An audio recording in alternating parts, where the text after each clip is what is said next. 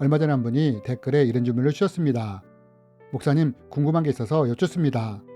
예를 들어 하나님을 믿다가 하나님께 쌍욕을 하는 것도 성령 회방죄인가요? 이러면 다시 용서를 구해도 지옥에 가게 되나요? 라며 질문을 주셨습니다. 여러분, 성경에 보면 이런 말씀이 있습니다.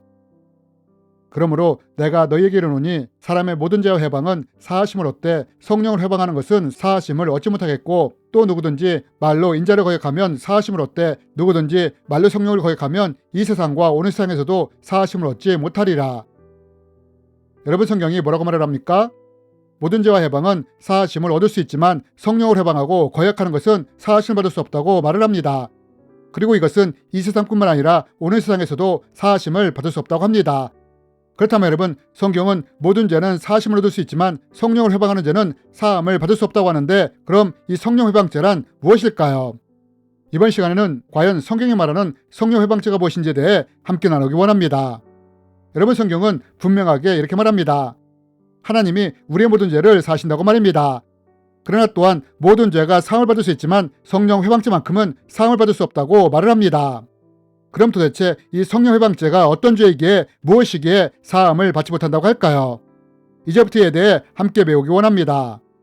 여러분, 우리가 하나님을 향하여 쌍욕을 한다고 예수님을 저주하고 침을 뱉는다고 해도 이것은 성령 회방죄가 아닙니다. 그럼 어떤 것이 성령 회방죄가 되느냐? 우리는 성경을 통해 두 가지 경우가 성령을 회방하는 죄가 된다는 것을 알 수 있습니다. 그것이 무엇이냐? 그 첫 번째는 마태복음 말씀을 통해서 이것을 찾아볼 수 있습니다. 여러분, 마태복음 12장에 보면 예수님이 안식일날 회당에서 귀신 들려 눈 멀고 말 못하는 사람을 치유하는 장면이 나옵니다. 그런데 이것을 보고 있던 바리새인들이 이 예수님을 보고 뭐라고 말을 합니까? 예수님을 향해 바알세불의 힘으로 귀신을 쫓아낸다고 말을 하지 않습니까? 여러분, 바알세불이 무엇입니까? 바알세불이란 파리들의 주인이라는 뜻으로 파리같이 더러운 귀신들이 섬기는 주인인 마귀를 말하는 것입니다. 그런데 바리새인들이 예수님이 취하시는 장면을 보고는 예수님이 마귀인 바알세불의 힘으로 귀신을 쫓아낸다고 말하는 것입니다. 그런데 이때 예수님이 이런 바리새인들을 향해 성령 회방죄에 대해 말씀하신 것입니다.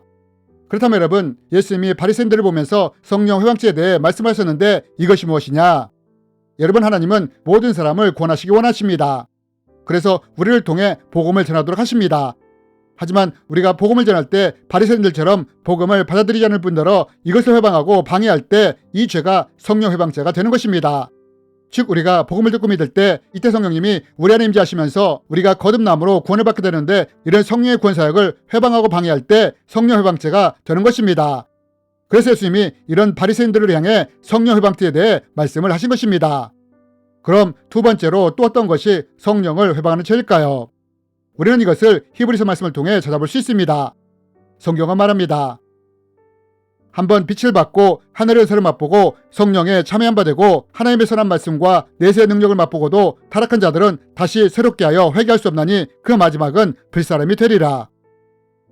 여러분, 우리가 이 말씀을 통해 볼 수 있는 두 번째 성령 회방죄가 무엇이냐? 우리는 이 히브리서 말씀을 통해 또 어떤 것이 성령을 회방하는 죄인지를 알 수 있습니다.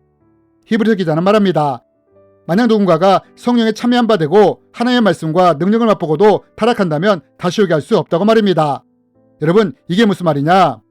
우리는 예수님을 믿을 때 성령님이 우리 안에 임하시면서 거듭나게 됩니다. 그리고 이때 임재하신 성령님은 우리에게 구원의 인을 치십니다. 그리고 우리가 이 성령님과 끝까지 동행할 때 우리는 생명이 다하는 날 구원을 받게 됩니다. 하지만 우리가 성령으로 거듭났다 하더라도 죄를 버리지 않고 계속해서 죄 속에서 살아간다면 어떻게 되느냐? 육체의 일은 분명하니 곧 음행과 더러운 것과 호색과 우상숭배와 주술과 원수 맺는 것과 분쟁과 시기와 분냉과 당짓는 것과 분열함과 이단과 투기와 술취함과 방탕함과 또 그와 같은 것들이라. 전에 너희에게 경계한 것 같이 경계하노니 이런 일을 하는 자들은 하나님 나라를 유업으로 받지 못할 것이요. 여러분, 우리가 이러한 것들을 버리지 않고 죄 속에서 계속해서 살아간다면 어떻게 되느냐? 성령님이 근심하시기 시작한다는 것입니다. 그리고 이럴 때 성령님은 감동을 통해 죄책감, 부담감, 양식의 가책을 통해서라도 죄로부터 돌이키라고 우리에게 말씀을 하십니다.